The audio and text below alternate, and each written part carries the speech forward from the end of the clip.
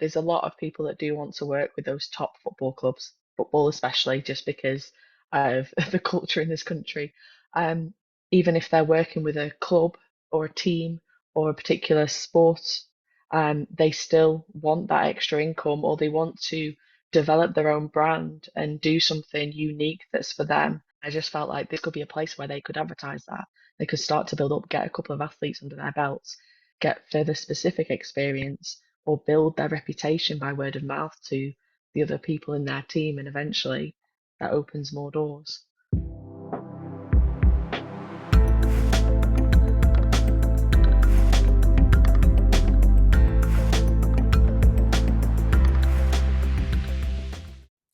All right. Well, welcome to the podcast, Holly and Nicole. First of all, how are you on this Saturday afternoon?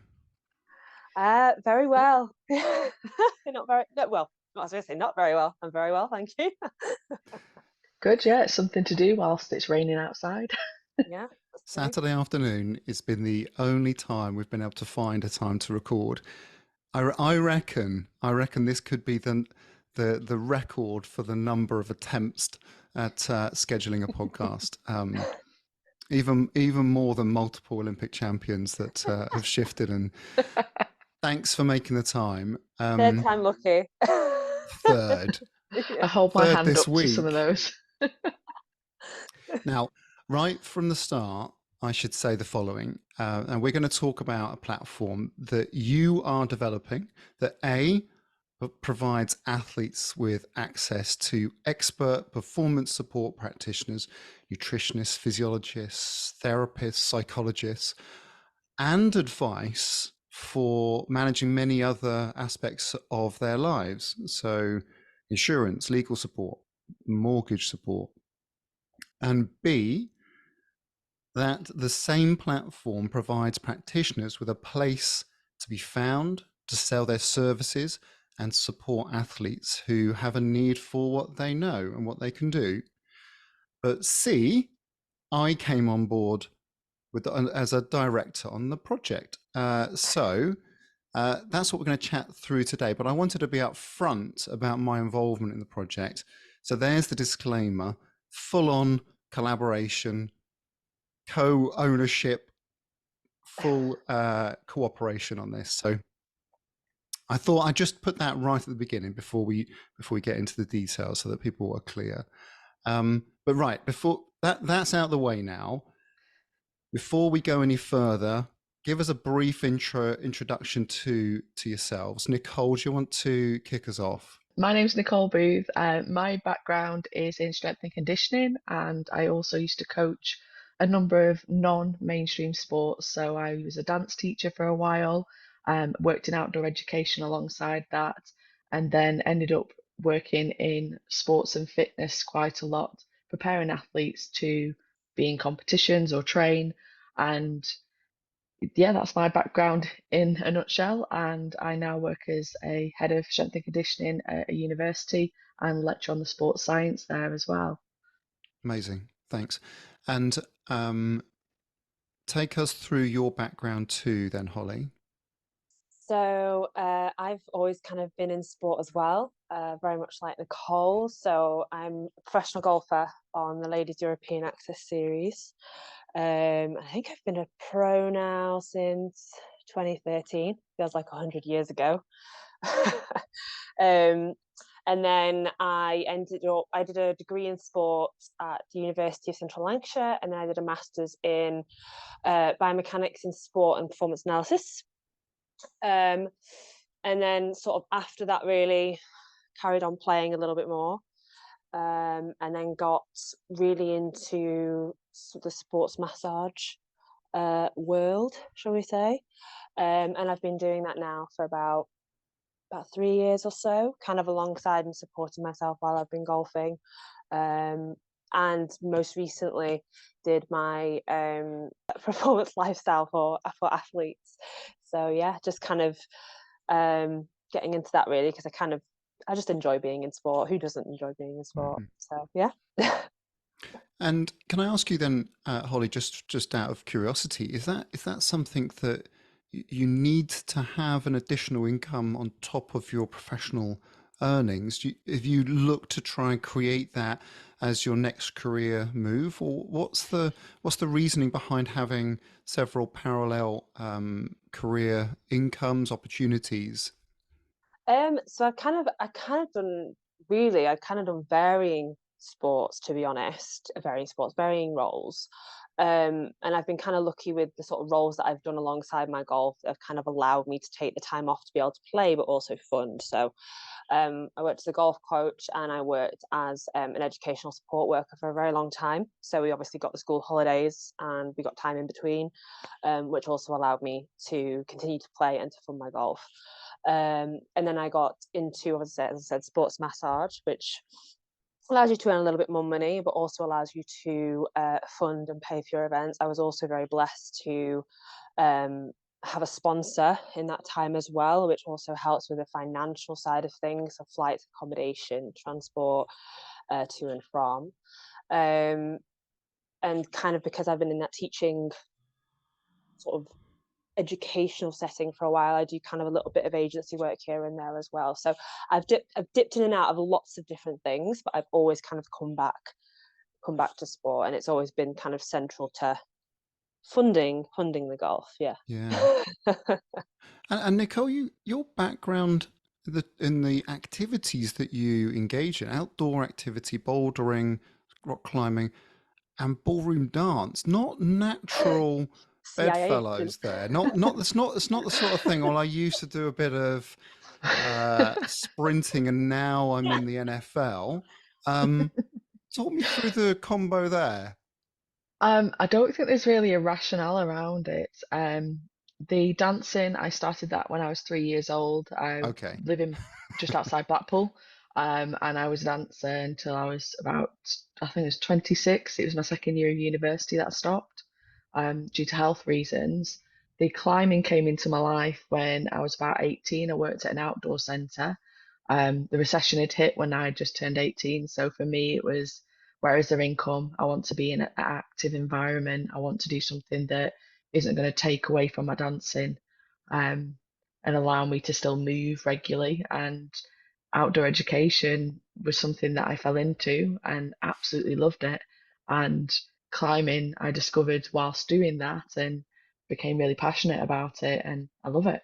That's pretty much the way it fell. But yeah, I know, very random, but Yeah. So being brought up in Blackpool, and I imagine the yeah. sort of the first few words that you could utter were sort of like grand jeté or something like that. That's very clearly ballroom. I would like to say that. The weird thing about Blackpool, it's a bit different now since Strictly's come on board. Um, but people in Blackpool don't actually tend to do ballroom dance that much. I was the What? the odd kid. Don't Yeah, burst I this know. myth. I know. It's very bizarre. Despite the fact that we had the World Championships, there was only a couple of ballroom schools here. I wanted to do it because my grandma took me through the tower regularly, because we grew up there. We used all of the touristy things that people do. We actually went to on a Saturday afternoon, and I was pulling at my nana's coat saying I want to do what they're doing because we were watching them all practice in the Tower Ballroom ready for the Winter Gardens Championships. And then apparently I just didn't let go for weeks on end.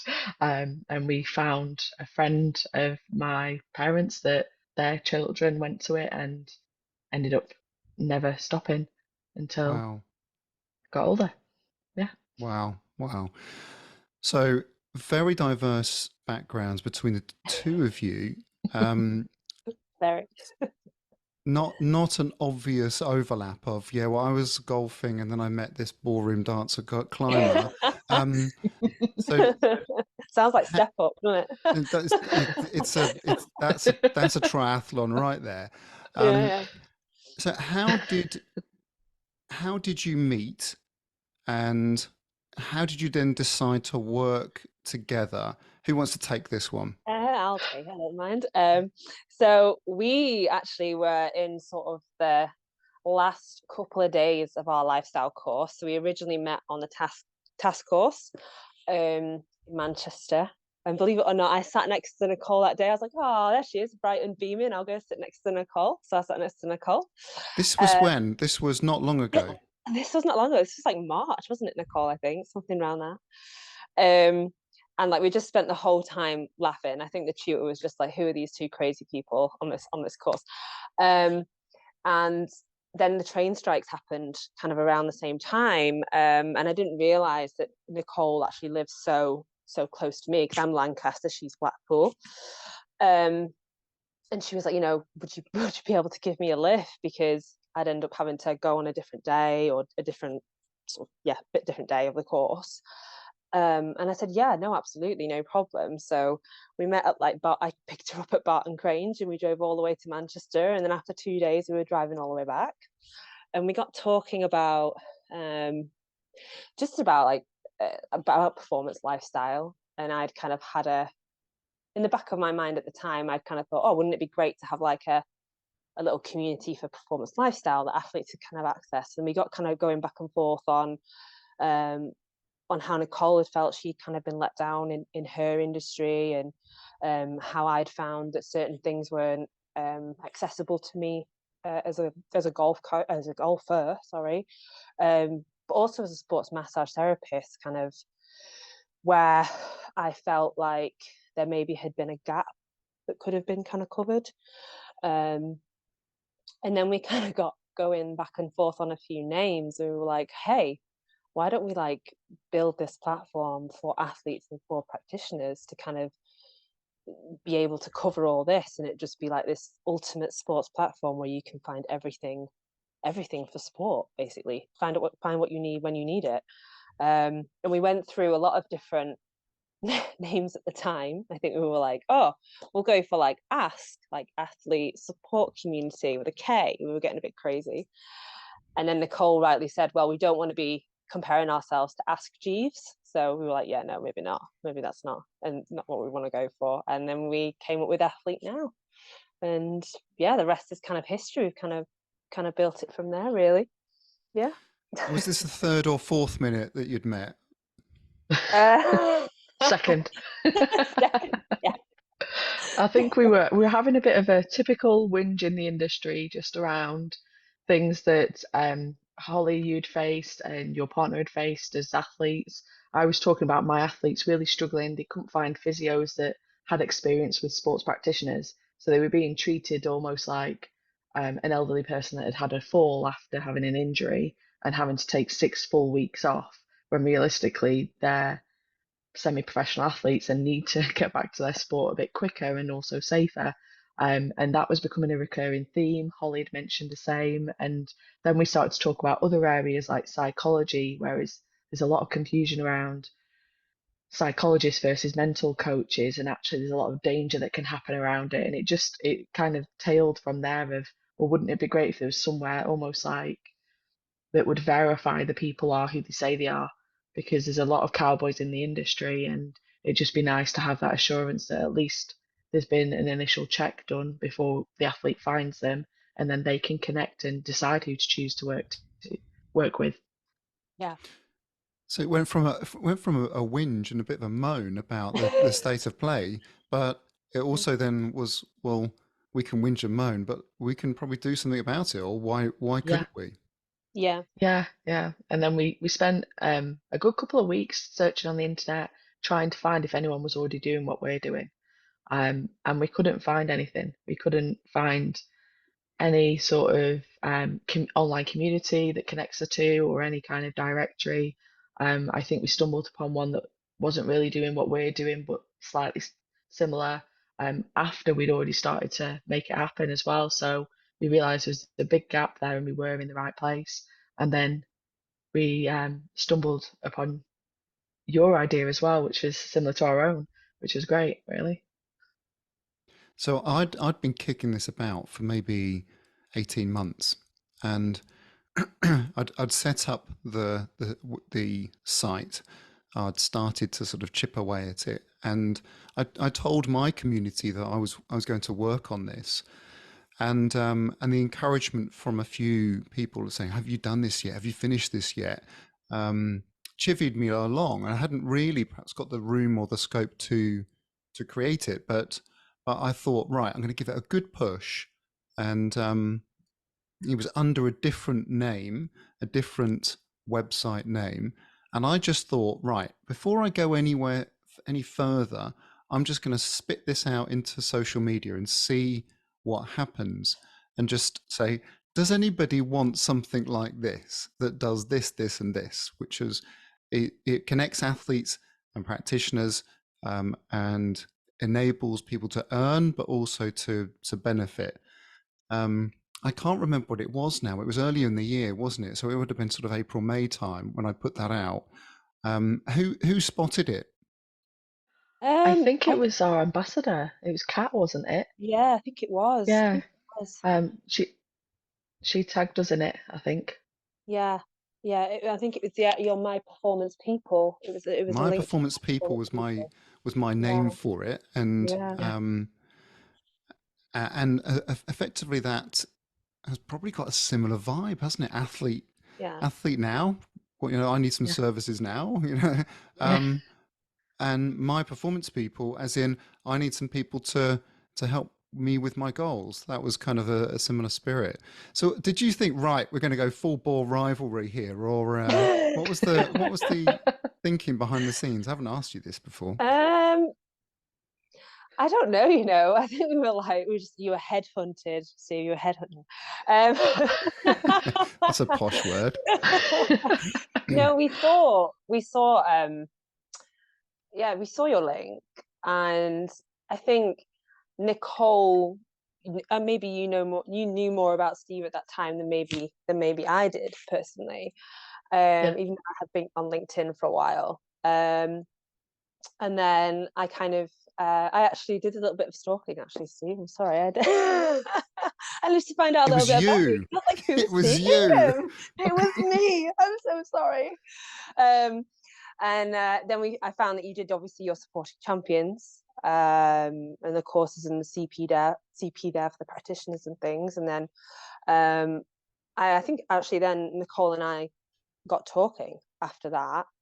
And it was a case of, with your expertise and your experience in the sports industry, like why do we not reach out and potentially see, because obviously we've got the same ideas here, so why not reach out and see if there's something that we can do kind of together to make this even better, you know and Yeah. it kind of went from there, didn't it, I think. Yeah, and I think when you put that post on LinkedIn as well, Kat had tagged me in it or tagged Athlete Now's page in it.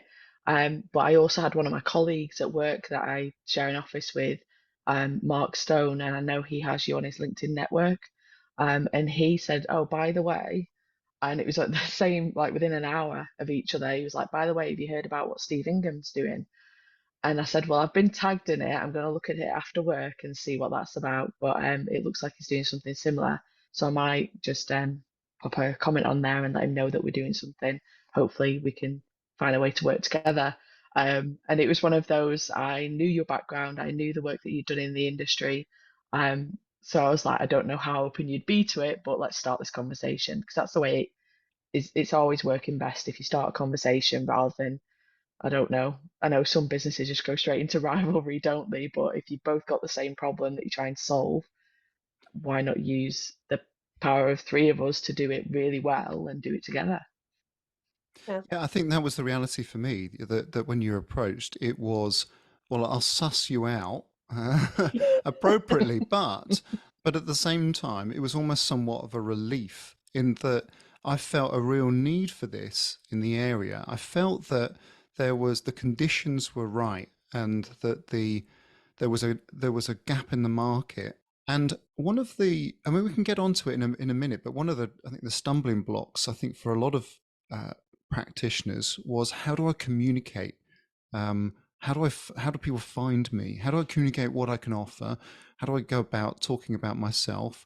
What's the infrastructure that I would need behind that? And so you've got hundreds and hundreds of people looking to set up their own business, setting up a WordPress site or a Wix site, and doing all of that material. And I thought, I'm getting a lot of people asking me to help them, or can I find somebody and I would like somewhere that I can refer to. I would like to provide work to other people. And that was probably as much the inspiration for me to get my head down. And it was, like I say, it was a bit of a relief when you knocked on the door, actually, because I I did not really have the space and the capacity to be doing things that I'm not very good at.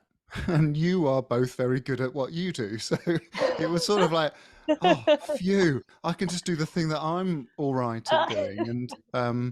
And so that's been a really wonderful thing to discover. So thank you for knocking on that door. Um, but from your perspective, though, I mean, Holly, perhaps you could pick this one up first. From your perspective as an athlete and a practitioner, what was sort of missing in the industry, for you? How did it feel when you're trying to look for people, when you're trying to go out there for support, whether it's different aspects of your livelihood, but also helping you get better? I think it varies really. It's so from my experience as a golfer, kind of coming through the industry, and to give you a bit of background, a little bit more background into me, I kind of came from I come from a single parent family. So I'd always had that one opinion in my life, where um, golf was very central to a lot of discussions. Um, and playing that from sort of the age of 13 upwards, you go through a lot of different things from there. Um, and the one thing that wasn't very accessible to me, or the one thing that I felt was quite lacking, um, was that lifestyle support. And originally, that's kind of why I decided to go into that performance lifestyle role, or at least do the qualification as well. Because if you've ever played golf, it's one of the probably most frustrating games in the world. And with any elite sport, it's normally the top echelons that will kind of be able to travel with that support network, or that team, or have access to those kind of people. And unfortunately, that's not a lot of case for a lot of athletes out there, especially on the lower tour, which I'm currently on. Because there's the Ladies European Tour, and then there's the Ladies European Access Tour. Um, and for me, it was a case of, why has this lifestyle support not been accessible from a younger age, or why is it not currently there to be accessed by athletes who might need it, who are dual career, who might all of a sudden get a very life-changing injury and not entirely know what they want to do with their lives coming out of a golf career. As Nicole rightly said, my other half is a professional golfer as well, and he's kind of going through that process himself. And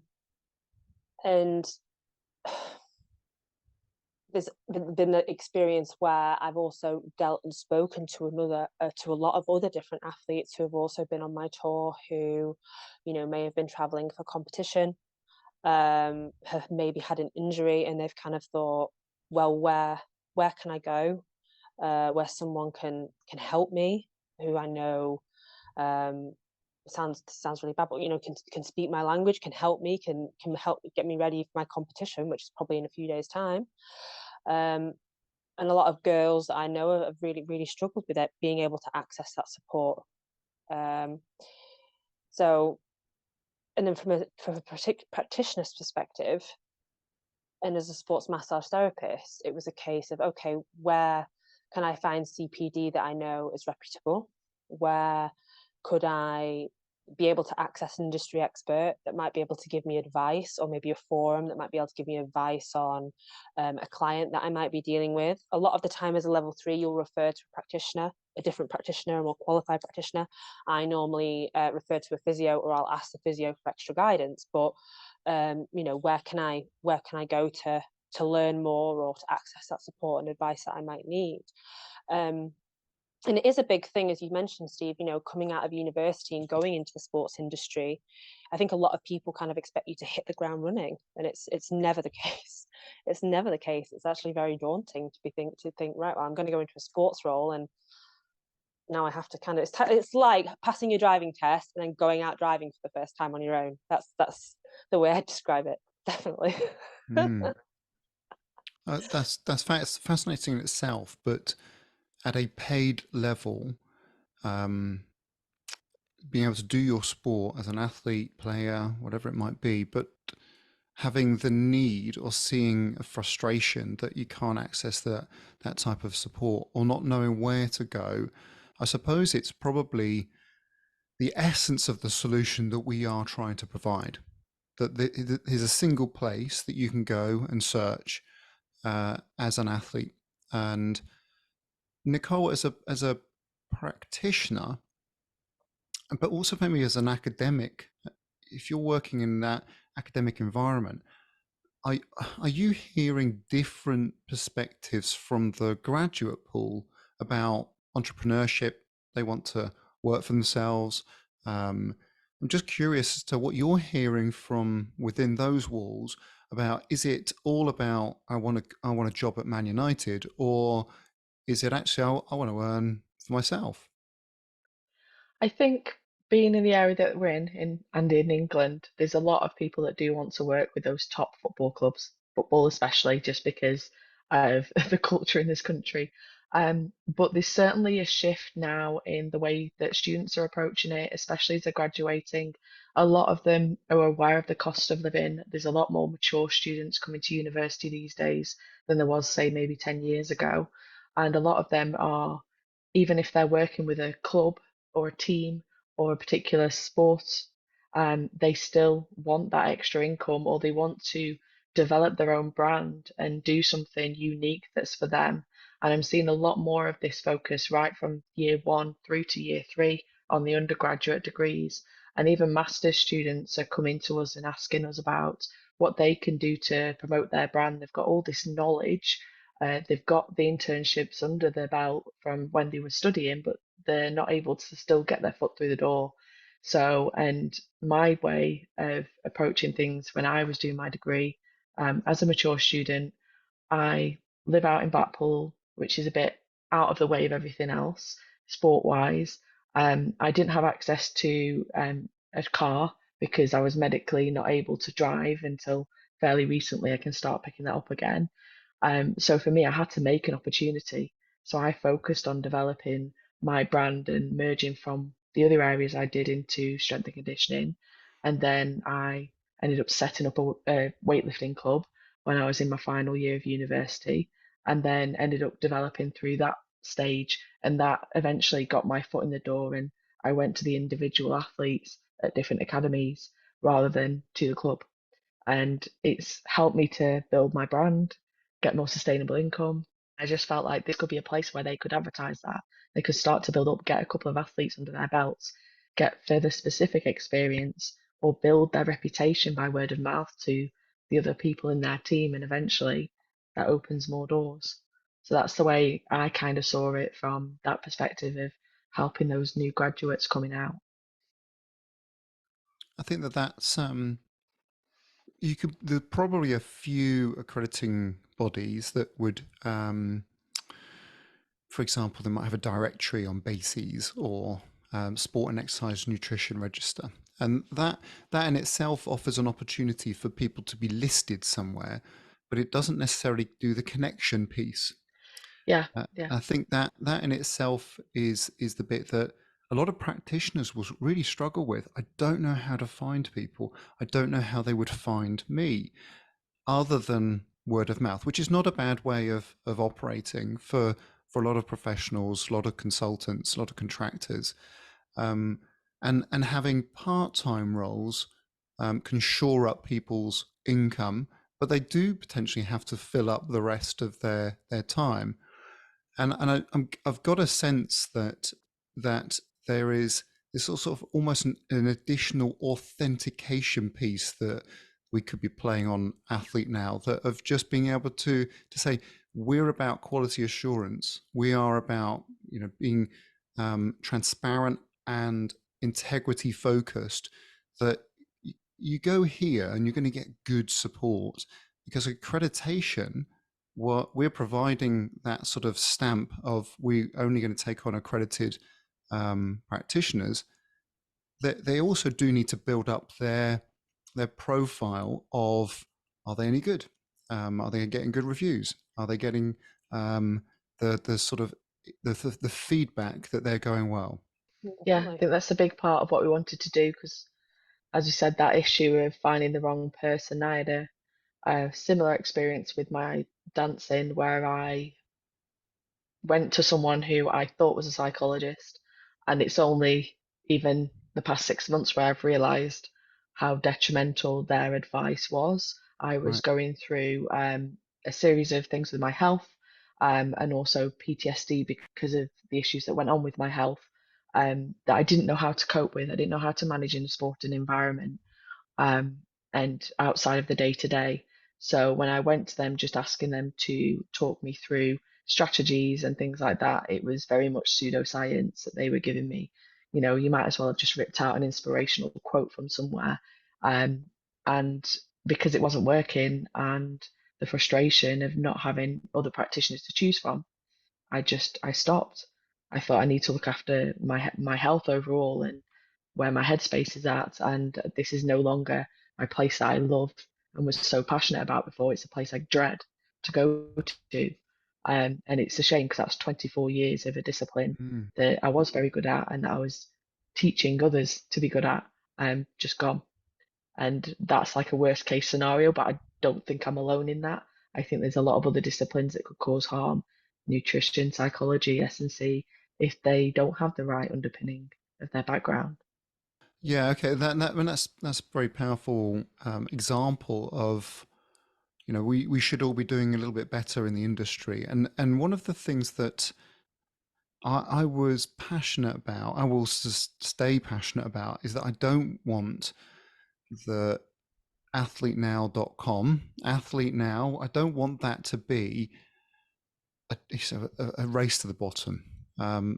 It becomes a fiver. Oh, you need eye surgery. Oh, you can do that for a fiver. I'm exaggerating, but high level stuff that requires thought, intelligence, review of the literature, understanding about how that can be practical for an athlete in their context, where I see the industry stagnating a lot in terms of salaries, and and so that raising the bar for us, I think, is an important, I guess, a role that I can play, isn't it? More than anything, about just saying no. We want to raise the standard, and if you want to access support, but Mm. good support, we'll find people for you.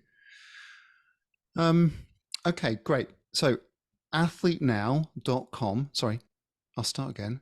Theathletenow.com, because we've gone in together, haven't we? Yeah, we have, yeah. Um, Nicole, why don't you talk us through the main features of the site? For the athlete or practitioner or just Well, let's generally? start. Let's go for the athlete to start off with. How does it work from their point of view?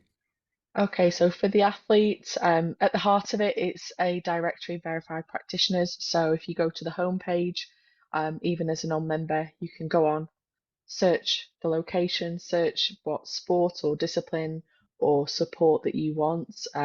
So if you want someone to help you with your mental game, you can search that. You want someone to help you with an injury, you can search that, and then it will show you a list of practitioners and services available. The other way that you can approach it is you can make a direct request. So similar to Fiverr, although we're not devaluing here, you can put an open request and ask for practitioners to support you. So I'll give an example. So I've been using the request feature already to search for a psychologist to address the same issues that I had before, to help me take on a new challenge of going up a peak at high altitude. And that's already helped me to connect with a psychologist who's made an offer to support me on that. So that can sometimes be helpful because we don't always know exactly what help we need, but the experts do. They know their field and they know which offers they can make or which specific skill they need to draw out of their bank and toolbox. So they're the two main ways. The other thing that we've got on there, which was an added feature that we really wanted to just add value to this place and bring everyone together more regularly, is the discounts. So we've been partnering with a lot of industry companies and brands that have offered discounts for all of our members, athletes and practitioners. So getting discounts off small equipment or items that you use day to day. We're negotiating with brands each week to try and build that bank of resources because, as students, you get discounts, but as athletes, Mm, there's a bit more. fantastic. And then why don't you present the view from the practitioner side of things? Well, no, Nicole can come in because it's changed a lot quite recently, hasn't it, Nicole? Because we've obviously been upgrading quite a few things, as you well know, Steve, because you've been a part of that process. So we've decided sort of to integrate two membership options. So we have the foundation, which is the lower end, and we have professional. So as a practitioner, you'll click on sign up now. You'll enter your address, name, address, your role, and you'll also have to upload evidence, which we've highlighted is really important for kind of the quality assurance and to make sure we have those verified practitioners on there. When you sign on to the foundation, you'll be able to list to two services. And you can also have access to the amazing blogs that we have, the deals and discounts with our amazing partners, and also be able to see any events that are up there at the moment. And then with the professional, you have access to, as Nicole was saying before, the athlete requests, which is a relatively new thing that we've added, but we thought would be great for the athletes that are using the platform to be able to find the right practitioner to help them in wherever they are in the UK. You can list up to 5 services. You still have access to the blog and the events, but we also have an additional jobs board on there, which we've wanted to do that from the start. And from my experience, and maybe Nicole, you'll back me up here, when you go onto a lot of you go into Google and you type in nutritionist jobs in wherever, or it'll bring up something that's not relevant to a sporting environment a lot of the time, which can be quite frustrating because you kind of have to filter that through, and it can take a while. And so we just kind of thought, well, we want a jobs board on there that is sport specific for the practitioners that are using our platform, cutting out the waffle like completely. And even on that professional package, you still get access to the deals and discounts that are amazing partners, and access to your community, Steve, in supporting champions as well. Yes, indeed. Yes. Well, that's a great example of how I think there's an overlap and collaboration possibility here. And I'll just talk that through briefly. The access to the community.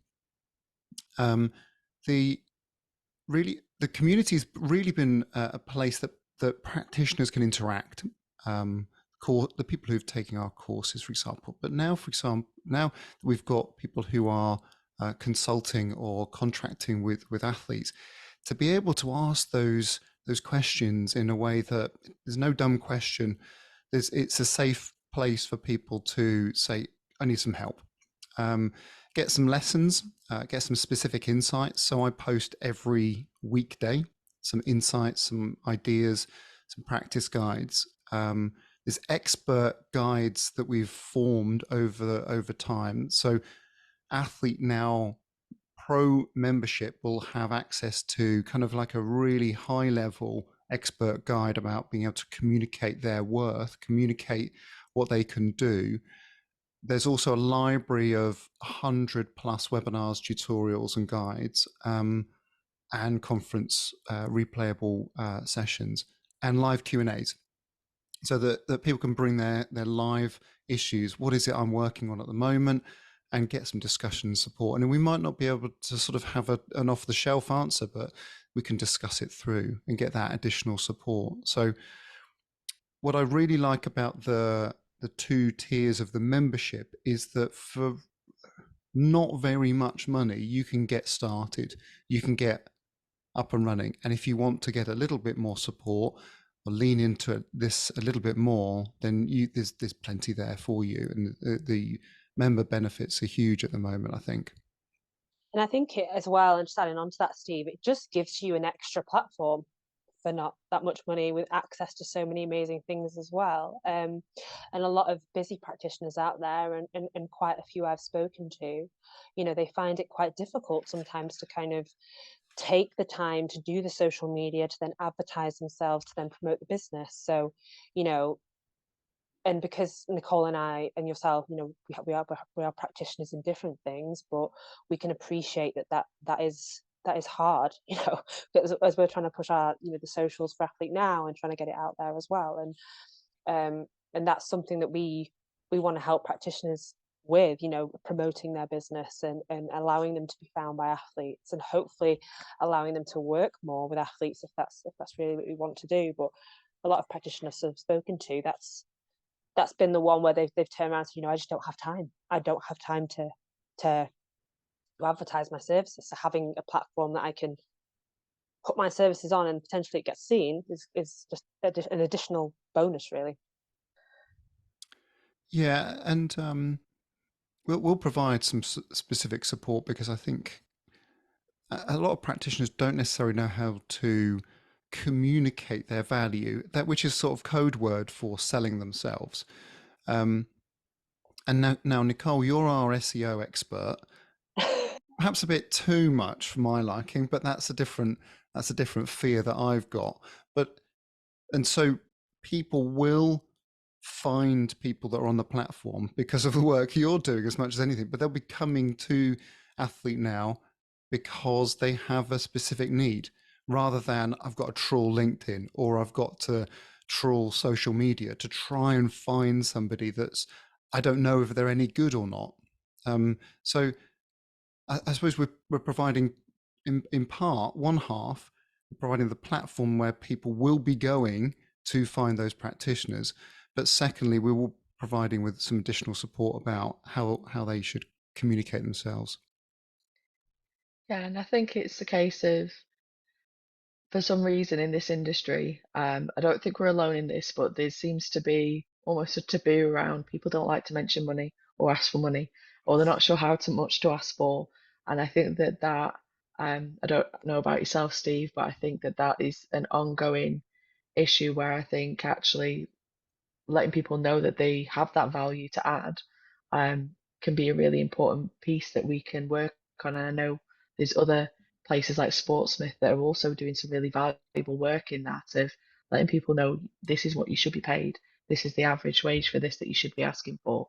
But on a one-to-one basis, people are still, we don't want them advertising the services for a fiver or a tenner, because they're not going to have the time. They're going to need to work with so many people to offer a service that's subpar, because they've not got the time to put real effort and research into what they're doing. But is there anything else that you think practitioners, Steve, have trouble with when they're selling themselves?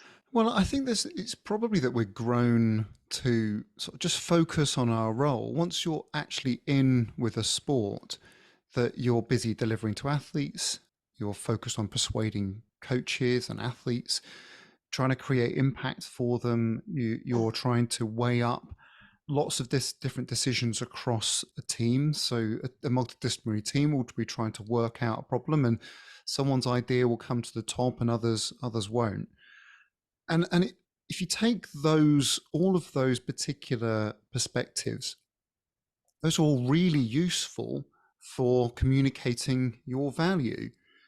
You've just done the price tag bit at the salary negotiation after interview, and so you're not necessarily saying to an athlete, it's going to cost you this, and this is what I can do. You're going to be saying, okay, these are your needs. These are the things that I can help you with. This is the way that we would do that. This is the impact that we can provide you. I'm the right solution because of my experience in this area in the past. Let's get on with it. The only difference, as I see it, is that as a consultant, and you have to say, and the price is this. Because I think we are quite good at doing all the other part about expressing the need, providing solutions. The other area probably that I think is a bit of a dint of maybe LinkedIn, maybe forming your CV, is that most people tend to go qualifications first. Qualifications, credentials, accreditations, which are all important, then experience, and then they don't necessarily get into the what do you specialize in? What's the solutions you're really good at doing? One of the tips I give out for CV development is, rather than saying provided strength and conditioning support to X team, I want to know what things did they solve?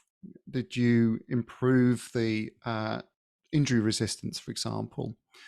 Um, and so that's the sort of order I think that a lot of people probably just need to shift around. What do you specialize in? What are the solutions that you can provide? And who's the sort of target?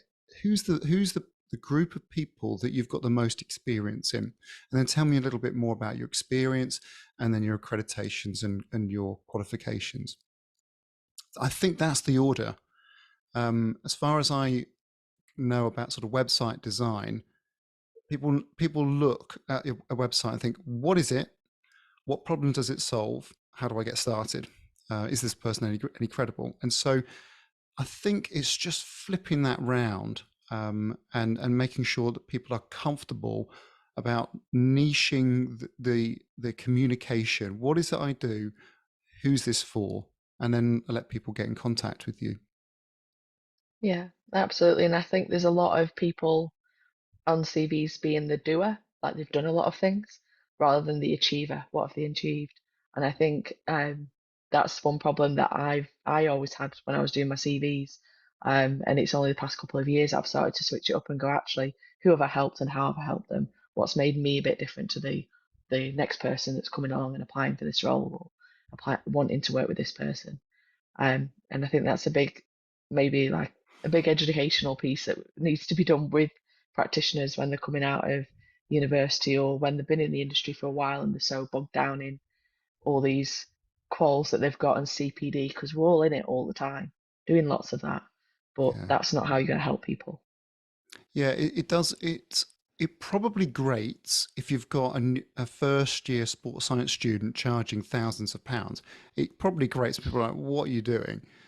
But at the same time, if somebody is super experienced and they don't charge enough, you then also question what they can do. You think, oh, Mm. they're not very good because they're not charging very much. And that's just the way of the world. I think that people do need to get over that hurdle to charge something that is appropriate for them.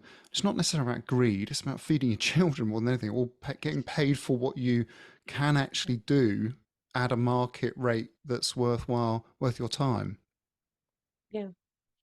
And I think it does come back to what Nick was saying before. It's that age-old thing of, we don't want to ask or talk about money. We just want to we don't want to rub anyone the wrong way. £10 for a free £10, you can have a massage for an hour. That's all I'm going to charge you. It's interesting though, isn't it? Because that would be an indicator that you're not very good. And Mm, so you wouldn't hire, if you have done work at Real Madrid and Man United, and there's a football team that's interested in your performance analysis support, you wouldn't hide the Real Madrid and the Man United bit, and you wouldn't no. hide the ability to work in Tableau or with GPS data. You wouldn't hide that bit. Um, so it's about communicating your appropriateness. You do. I suppose the one thing is there. You have got to be prepared for someone to turn around and say, "Cool, that's a bit expensive. I can't afford that." That you have to be prepared for that bit if you price yourself appropriately.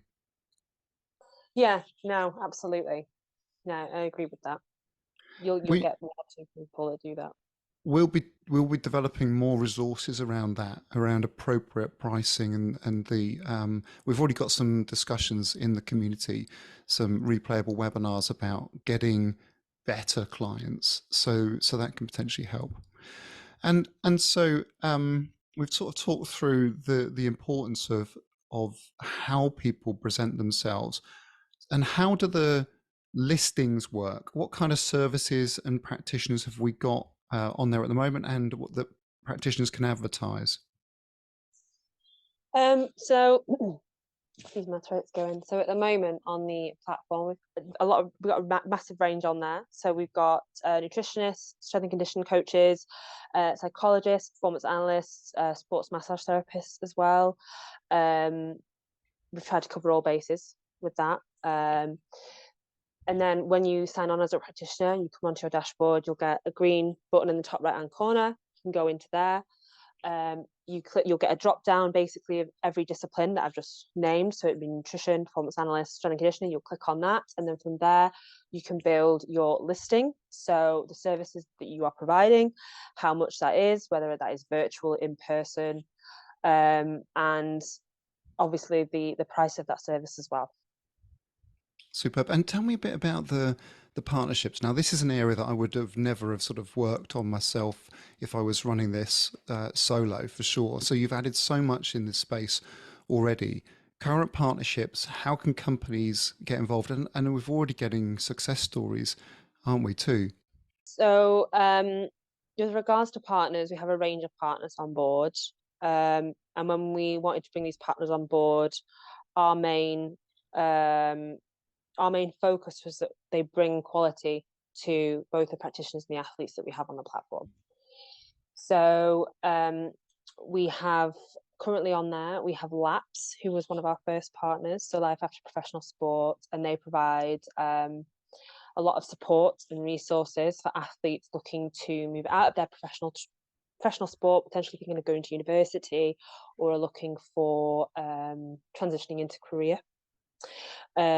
For sort of the practitioner side of things, we have recently brought on Roy Physio. He offers a lot of CPD resources and courses for practitioners physios who are wanting to work within elite sports teams. We have Pulse Roll on board as well, who are industry leaders with regards to the recovery equipment they provide. And we also have Physique as well, who are big within the providing a lot of health equipment for physiotherapists, sports massage therapists, strength and conditioning coaches, just a whole range of things. And again, they're on our platform providing discounts and just brand discounts for the practitioners on our platform as well. So yeah, every kind of partner we've brought on board, it's been with the view that they bring something. They bring something to our practitioners and add value. And tell me about the athlete who's already getting sponsorship, who saw the opportunity of connecting with Athlete Now. You connected them with a sponsor, and they're now up and running in that area. Yeah, so that's actually through one of our partners as well. So we've got two financial partners on board that work really well together in what they do. One is more sports specialist, one is more about wealth management and well-being for the future. Um, and the one that's partnered with us, Broomhead Financial, he basically approached me and said he loves what we're doing with the platform. He's an amateur athlete himself as well, and has worked with the sports industry quite a bit in his previous life, I should say. And he just said, "Look, is there any way I can work more closely with you?" And I asked him basically what he wanted to offer, told them about the two aspects of the practitioners and the athletes, and mentioned that we were trying to negotiate some sponsorships. And he was our first one to come on board and just said, "Well, I'll tell you what, I'll put out a small package to start with and let's see how that goes." So we advertised it on our platform. We had quite a fair few responses, people getting in contact, telling them why they should choose them. And his approach was he ended up actually sponsoring two athletes on our platform. One is a master's athlete in powerlifting because they don't get any funding whatsoever. And he's ended up giving them a lot more than what he advertised because that's just his approach from his financial firm. And then the other one's an American footballer as well. And they both ended up getting support packages, which has helped with them with equipment, clothing, and travel expenses as well. Slightly different packages on both of them, just because their sports are so different. But it's really helped to make a difference in their ability to continue in their sport, the level that they're at, where finance is a little bit of a barrier. Mm. Well, brilliant. Love that. And I think there's a bit of that. Everyone I mention the project to, they go, oh, what a great idea. That dual role of the platform in supporting athletes to find good practitioners and helping practitioners to showcase the the quality of their work. I always get this sort of, oh, like checkertrader.com, but for sports scientists and athletes. And I don't like it, but it's sort of go, yeah, yeah, yeah, yeah, sort of. Um, I don't like the comparison, but ultimately it's that marketplace or the connection, the matching service that we're providing that I suppose is that unique piece. Yeah, no, absolutely. And even sort of in adding to the current partners that we've just listed, we've also brought we've with regards to sort of the platform itself, it's not just the athletes being able to access the practitioners, but the support of obviously legal and financial advice if they do need it. Mm. So we have Erwin Mitchell on there, and they're big in the legal world, legal industry, and they work with, I think, England Rugby. They work with British Athletics, and they are one of our partners. And they are providing our athletes with legal support, so should they require it, from sort of sponsorship contracts. The list goes on, really. And we have Game Plan Financial on there, who all the financial advisors have actually been athletes in the past as well, so they know high level sport, and they share the same values as us, and they're keen to help athletes, whether it's getting on the property ladder or personal protection. And just, yeah, we've it's been amazing, really. It's been an amazing few months. And we shouldn't miss the opportunity. If any companies are interested in getting on board, then they should get in contact. Um, I'm fearful of asking you this next sort of one of the final questions because I know what you two are like. But what's next? What's next in terms of? I know we've got a launch. We've fully now that we're up and running. We've upgraded the platform. We're in place to make it happen for athletes and practitioners. But what are you? What's your hope as we go into the next year? Yeah, no, you do know what we're like. That's the thing. So I think, for me, I think we just want to keep growing. That's the first thing.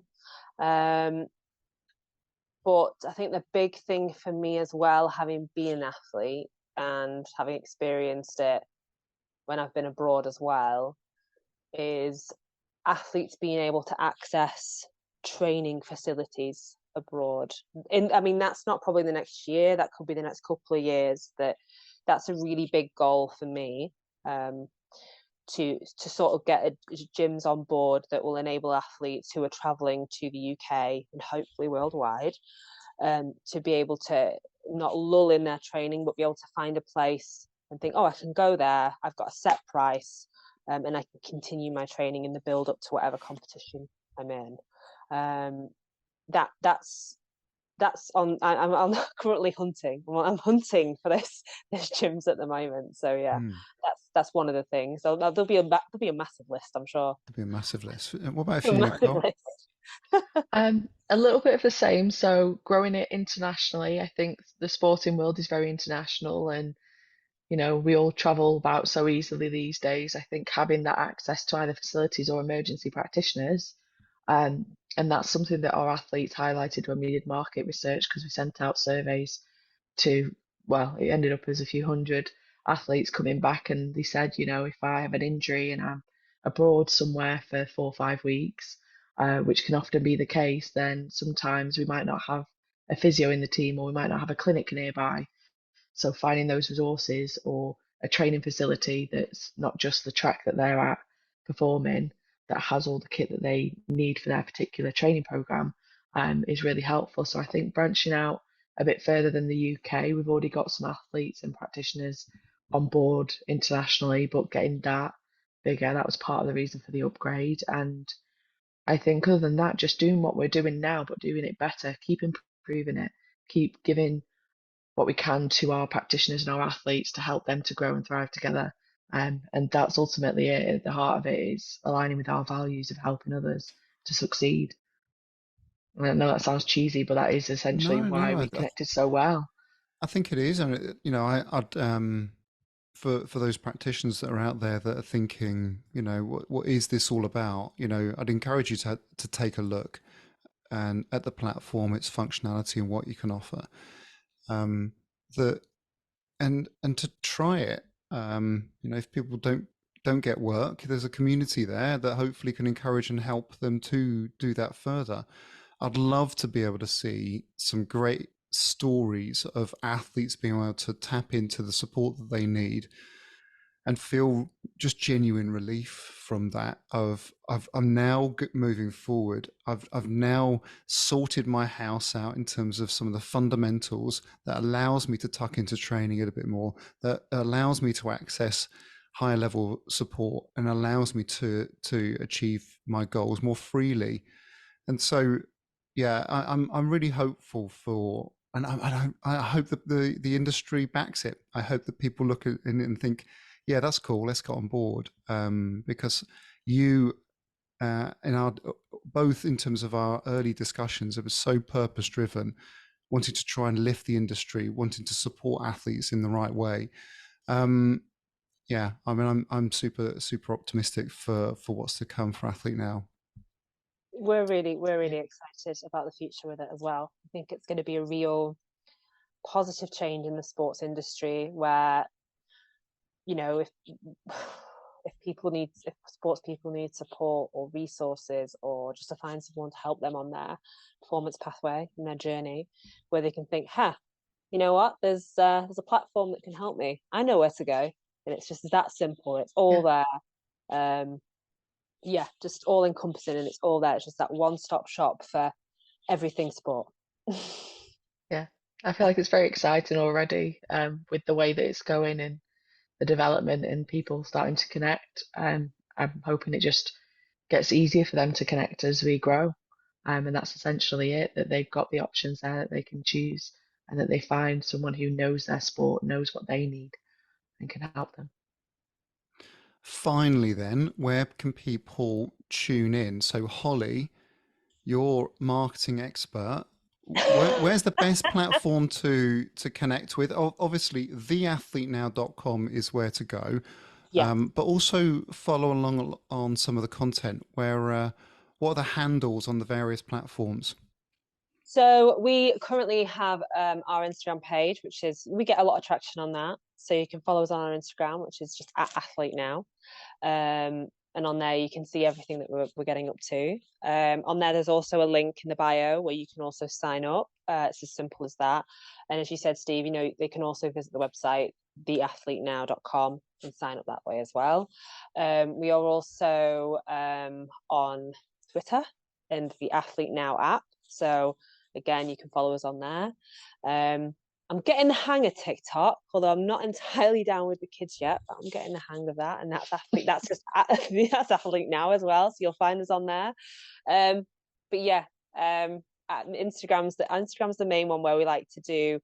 I'm very much I like to keep that human connection in there. So we really try and engage with everyone and anyone on our Instagram. So yeah, just find us on there. Superb.